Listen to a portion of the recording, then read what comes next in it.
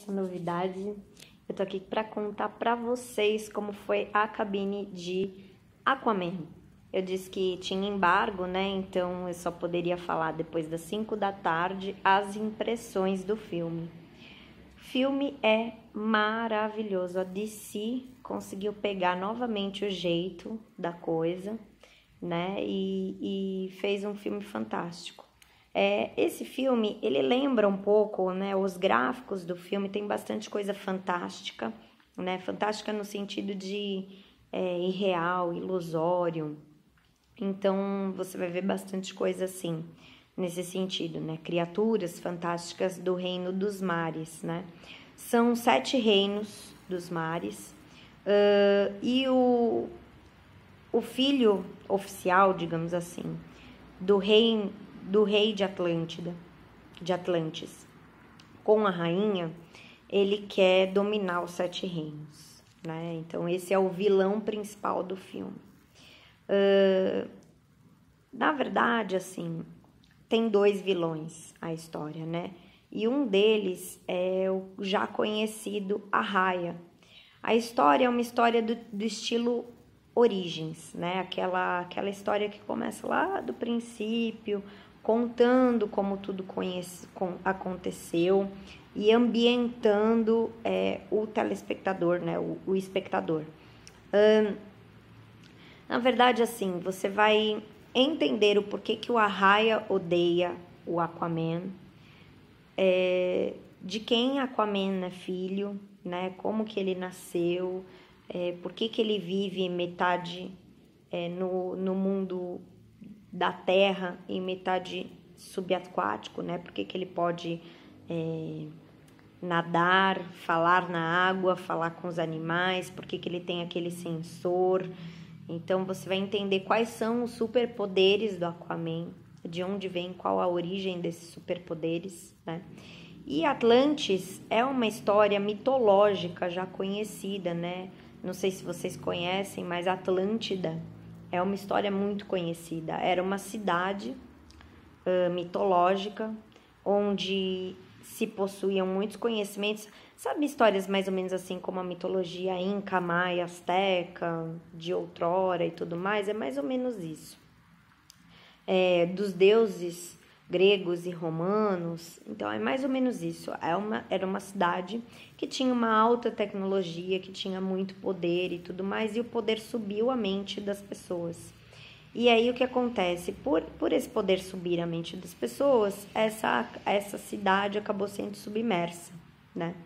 Ela submergiu, mas uma parte da população de Atlântida, que no caso dentro do HQ se chama Atlantis,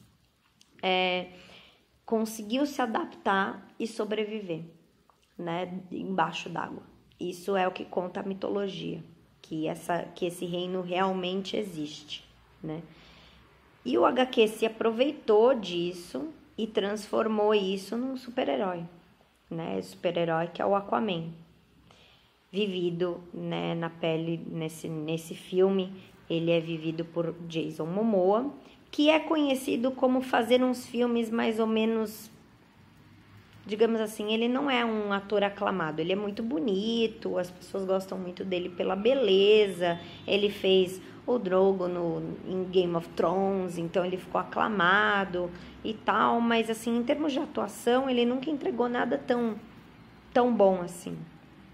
Mas eu preciso dizer que em Aquaman, ele realmente vestiu, encarnou o personagem e entregou um excelente Aquaman, tá?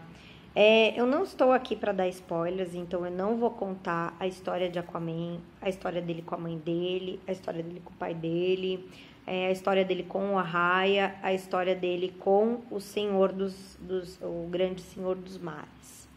Não vou contar, tá? Na verdade, isso vocês vão conferir no filme, porque é maravilhoso. Eu tô aqui para falar um pouquinho do aspecto geral, né? O aspecto gráfico do filme lembra um pouco Avatar. Vocês lembram de Avatar? Aquelas cores neon, né? Aquela maravilha de cores. Ou Viva a Vida é uma Festa. Ou Como Treinar Seu Dragão, que eu assisti umas cenas, dentro da CCXP. E posso dizer que também tem umas cenas neon com bastante cores e tal, é super bonito, vai valer a pena assistir Como Treinar Seu Dragão 3. E então tá lembrando esses gráficos novos feitos em CGI, com uma puta tecnologia, e assim, as criaturas elas parecem muito reais, inclusive tem um dos mundos, né, subaquáticos que chama Fosso. E esse mundo é feito de umas criaturas que elas regrediram, elas ao invés de progredir como as demais dos outros mundos, ela regrediu. E essas criaturas, elas se parecem com Alien. E na verdade eu estou falando essas referências cinematográficas porque este filme ele é repleto de referências. Tem referência de Pequena Sereia, tem referência de Moby Dick, de Pinóquio e muitas mais referências dentro desse filme, tá? Então vocês vão encontrar diversas referências maravilhosas e muito bem feitas. Porém, uma coisa que me chamou a atenção foi, tanto as piadas quanto as referências, muitas delas, eles entregavam antes o que ia acontecer na próxima cena. Então, por exemplo, tem uma cena com uma privada, que eu não vou contar o que acontece na cena e tudo mais, mas que o ator, ele tá acontecendo determinada coisa com esse ator, com esse personagem, e aí ele vai precisar de uma privada para uma coisa. Só que o que a câmera faz? Ela joga o olhar dela para a privada. Então ela já te entrega o que aquele ator vai fazer e o porquê que aquele ator vai fazer aquilo, né? Aquele personagem vai fazer aquilo.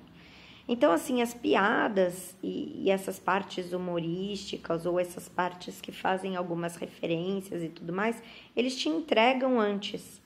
Então, por exemplo, tem uma criancinha lendo um livro do Pinóquio, né? Que eu falei que tem uma referência a Pinóquio. Tem uma criancinha lendo um livro do Pinóquio. Então, aí já te entrega como que a pessoa vai conhecer o que é a história do Pinóquio, que foi mencionada antes para ela e tudo mais. Mais uma coisa que eu tenho para falar também é sobre os personagens principais, a Mera e o Aquaman. O relacionamento deles é um pouco clichê, mas é um relacionamento bonito, que nasce, né? E mostra como nasce, como eles se conhecem, como ela começa a gostar dele e tudo mais. Não é nenhum segredo que a Mera e o Aquaman têm uma relação, né? Porque para quem leu HQs, para quem conhece Liga da Justiça, o desenho, né? E para quem conhece as histórias de Aquaman já sabe. Mas Aquaman... Esquece o Aquaman de Liga da Justiça desenho.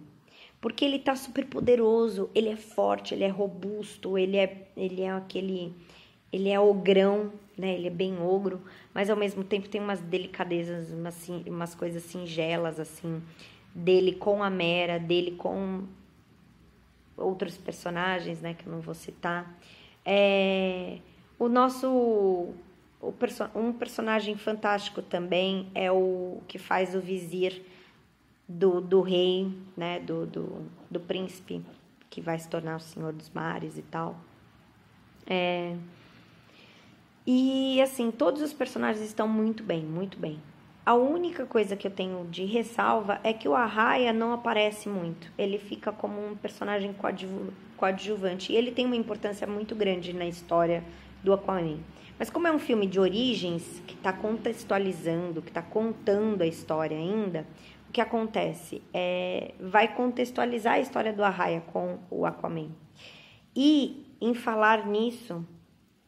em histórias, em contextualizar e tudo mais, não esqueçam de ficar até depois das cenas de créditos, tá? Os créditos, eles são maravilhosos, os primeiros créditos, né? Não aquela que é em tela preta com branco, com letras em branco e tal.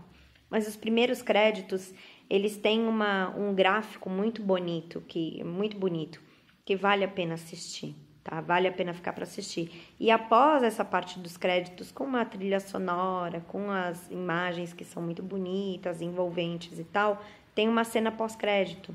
Então fiquem para assistir, porque essa cena faz a liga, né? Linka com possivelmente um segundo filme de Aquaman.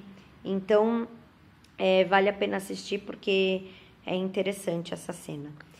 E mais uma coisa, essa história, ela se passa, parte dessa história, né, a história do Aquaman mais velho, se passa depois de Liga da Justiça, depois do filme de Liga da Justiça. Então, vocês vão conseguir contextualizar, entender, visualizar tudo, né? Vai ficar muito fácil de enxergar tudo isso que eu tô falando. Também tem outra coisa. Ela faz um flash forwards, né? Faz flash forwards porque volta na infância do Aquaman. Então, mostra como ele aprendeu a nadar, como ele aprendeu a respirar debaixo d'água, como ele aprendeu a lutar, e várias coisas referentes à infância dele. Porque se vocês não sabem,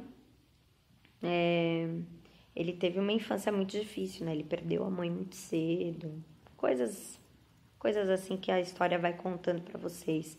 Mas para quem já é fã de Aquaman, ou já é fã de Liga da Justiça, ou já é fã da DC, provavelmente conhece essa história. Essa história ela tá muito bem retratada, muito bem contada, né, no filme. Então eu acho que essa é uma boa dica para o final de semana, para curtir, porque Aquaman estreia agora no dia 15, quinta-feira, né? Então vale muito a pena assistir, vale a pena pegar o final de semana para curtir e tal, porque é um filme bem entretenimento, bem gostoso de assistir, bonito, graficamente bonito. As imagens assim dos animais e tal não parece irreal, surreal, nada disso, é bem bonito, parece que é o mar mesmo, você vai estar no oceano, é perfeito, né? Os gráficos são perfeitos. Tem umas imagens feitas na Itália, em Sicília, umas imagens de pôr do sol e nascer do sol, porque tem uma história da família dele relacionada ao nascer do sol. Então tem várias coisas interessantes para prestar atenção ao longo do filme. E essas são minhas dicas para vocês. Eu tô aqui para contar um pouquinho. Eu vou colocar a crítica no site na íntegra, né, no Pegar Essa Novidade. E aí vocês vão poder saber quais são as referências todas, né, qual é essa história enigmática e tal, sem spoilers, porque eu não costumo fazer spoilers, mas eu vou contando o enredo para vocês, e fazendo as referências cinematográficas e dizendo para vocês mais ou menos o apanhadão que eu fiz aqui no vídeo, mas de uma maneira mais gostosa de ler e tal. Então, acessem pegaressanovidade.com.br e curtam a crítica. Compartilhem e tal com os amigos, tá bom? Curtam o nosso site, as nossas redes sociais, ativem as notificações e um beijo de boa noite para vocês. Eu só fiz esse vídeo porque eu prometi que eu ia fazer o vídeo assim que eu chegasse em casa, por causa do embargo. Eu não fiz mais cedo por causa do embargo e a crítica vai sair amanhã, tá bom? Boa noite.